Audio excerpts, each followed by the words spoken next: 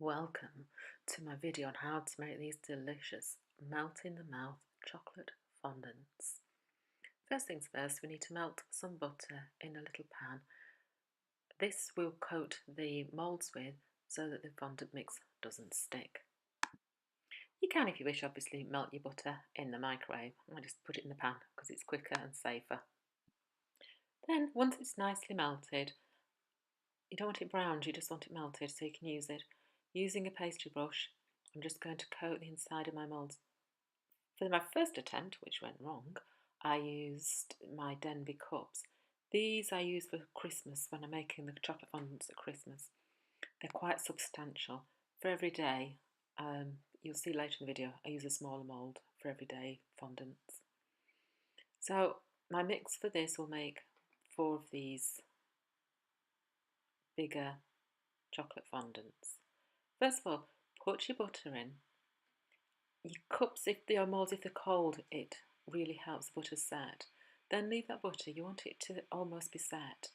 So you can put them in the fridge for 5 minutes if you wish, or just leave them on the windowsill for a couple of minutes until the butter's nearly cold. Then I'm doing it twice. I'm going over with the butter again, just to make sure I've covered every single square inch. I don't want any of my fondant to stick inside. It's supposed to be that nice smooth dome that we're aiming for at the end. And once you've got that, you just need a good spoonful of cocoa powder. Tap it around the mould and keep going round and round and round the mould until that cocoa powder is stuck all the way round to the butter. And as you can see, I'm doing it over one of the other cups so that as it falls out, it's going in the next cup, so I'm not wasting any. My cocoa powder is a little bit lumpy, so I'm having to squeeze some of the lumps out with a spoon. I could have sifted it if I wanted, but I couldn't be bothered. So now I've got a pan of water on to come to the boil. This is to melt my chocolate. A standard glass bowl over the top of it. Make sure that bowl doesn't touch the water though. If you get the chocolate too hot, it can separate and go gritty.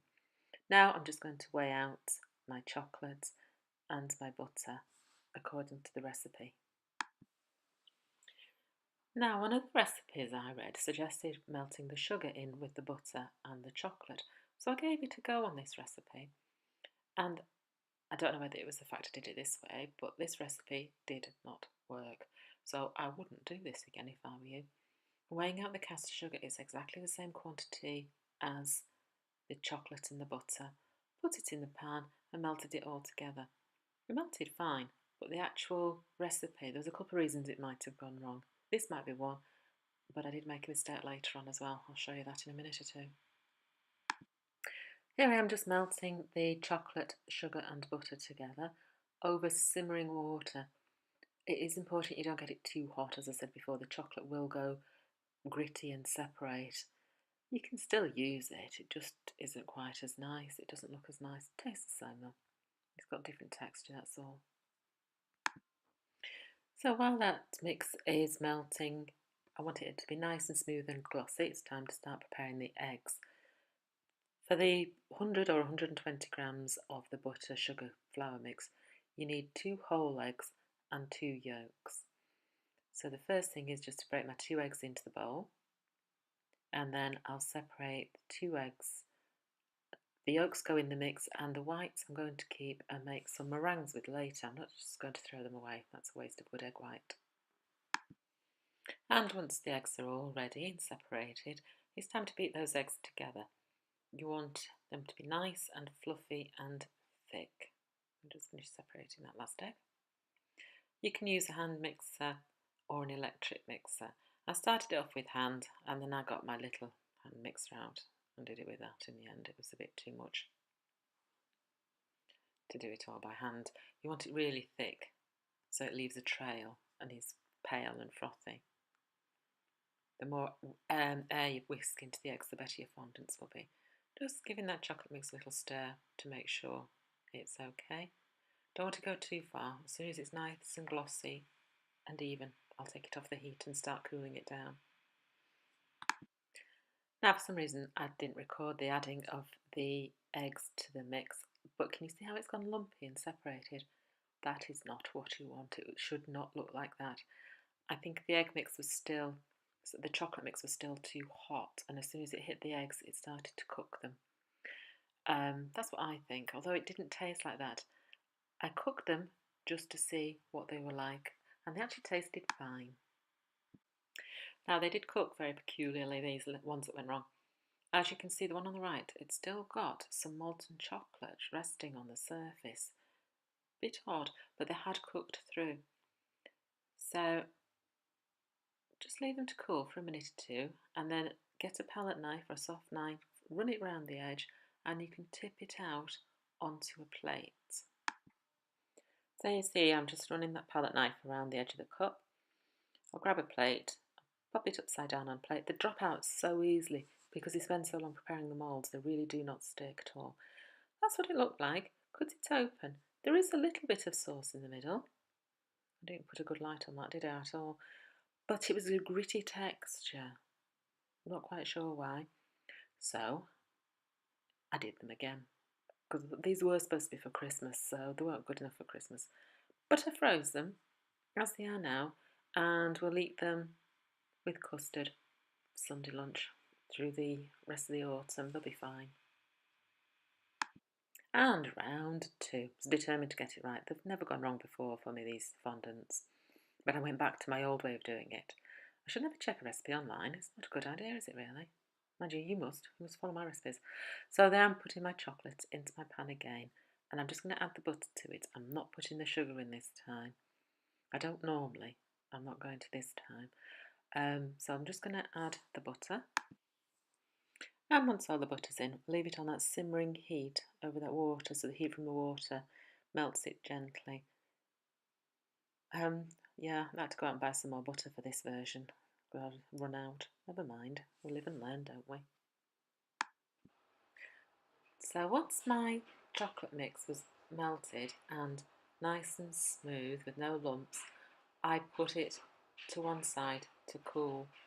I made sure it was completely cool to the touch before starting my egg mix. I didn't want to have the eggs start to cook, which might have been what went wrong with my first version. So there you go, I'm lifting them off and I'm just putting them on the side, and I left them for a good 20 minutes. Now it's time to start with the second batch of eggs.